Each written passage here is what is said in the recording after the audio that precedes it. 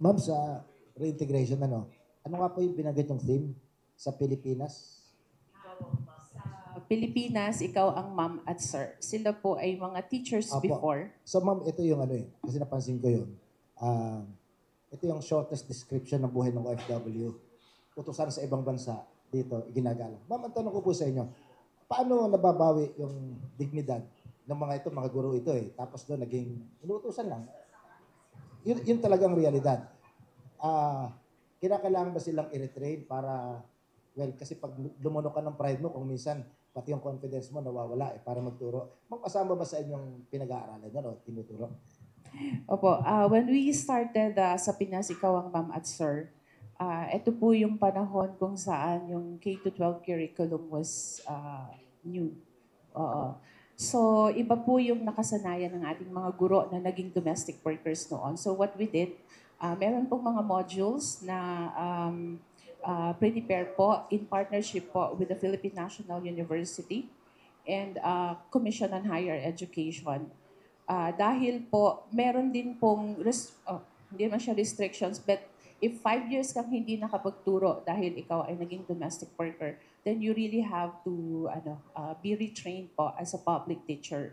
So yun po yung naumpisahan po natin at nagpapatuloy po ito. And in fact, yung pong mga nakausap namin kahapon na nabigyan po natin ng pagkakataon na maging public school teachers po ulit dito sa ating bansa, as early as 2024, nung sila po ay nasa abroad pa lang, naghanda na po sila ng kanilang mga dokumento at iba pang mga requirements para pagdating po dito ay handang-handa na po sila sa pagiging guro dito sa ating bansa.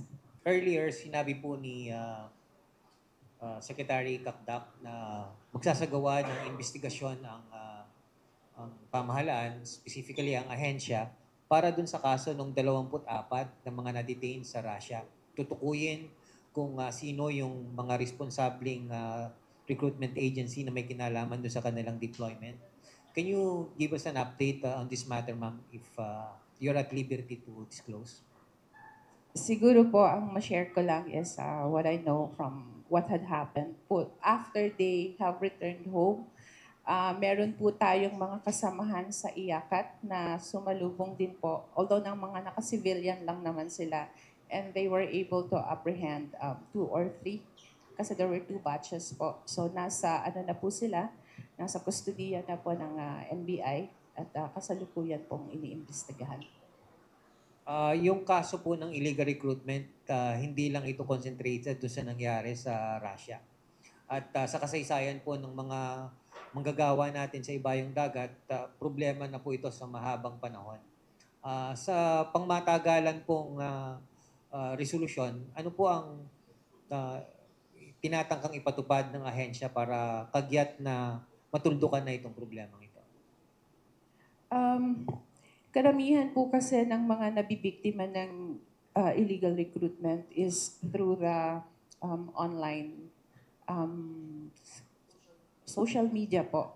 So, meron pong pag-uusap na gagawin ang in charge po natin na cluster head sa licensing together with the recruitment agencies at may mga panukala po siya na I'm not at liberty po muna to disclose it, but we want to address that online or yung information po of job vacancies using online platforms because lahat naman po ng mga ahensya na lisensyado ng DMW, pati po yung mga legitimate job order ay naka-post naman po yan sa website ng DMW. So we'd like to encourage our kababayans na gamitin po natin yung tamang channel. Pero meron po kasing mga nabibiktima galing po sa far-flung areas or even po yung tinatawag po natin na third country recruitment. So, pamantayan lang po para alam natin na scam hub ito or illegal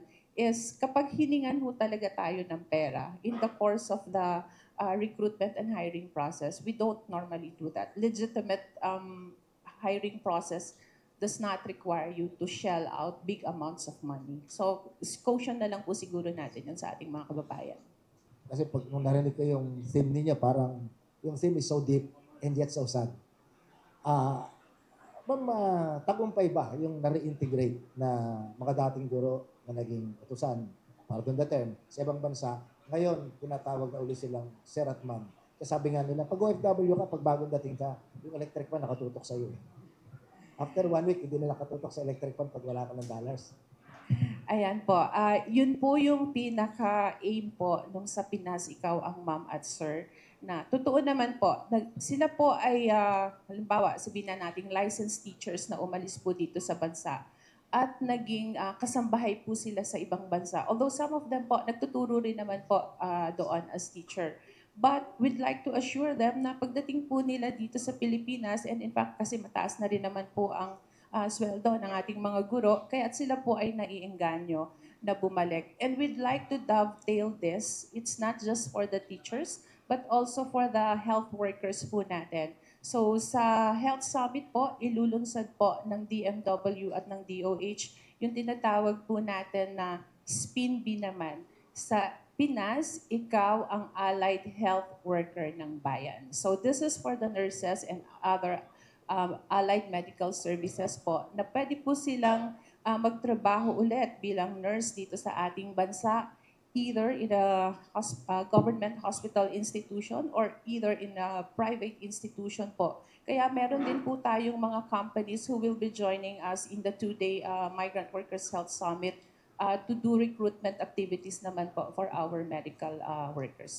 Kahapon po dun sa sinabi ni Admin BY po sa Cebu, idagdag ko lang po that we have awarded 20 teachers na nanumbalik po dito sa ating bansa under sa Pinas. Ikaw ang ma'am at sir. Sila po ay mga dating OFWs from Singapore, from Hong Kong, and even po from Thailand. So yung program po na ito is part of our reintegration program na pinapalakas pa po natin at mahigit 10,000 na rin po ang naging beneficiary po ng sa Pinas, ikaw ang ma'am at sir. Ito po ay sa pagtutulungan po ng Department of Education at ng Department of Migrant Workers.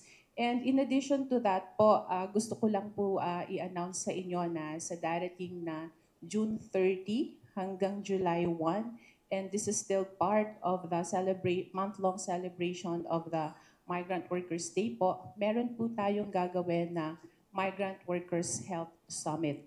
So dito po sa summit na ito po ay gaganapin sa Occupational Safety and Health Center po, dito lamang po sa Quezon City.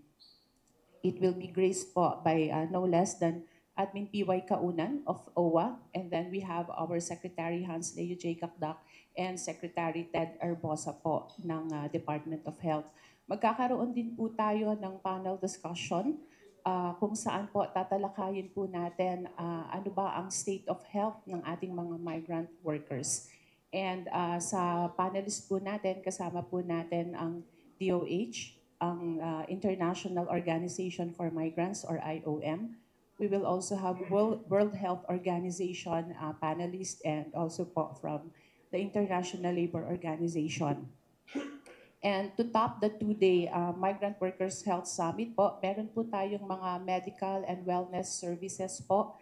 Gusto ko lang pong i-announce, magkakaroon po tayo ng risk assessment on hypertension, on diabetes, and also on nutrition assessment. And then there will also be HIV testing services po, tuberculosis testing, cancer screening po for breast and cervical cancer, and magkakaroon po ng vaccination po para po sa mga anak ng ating mga overseas Filipino workers na ang edad po ay 6 na buwan hanggang 59 months.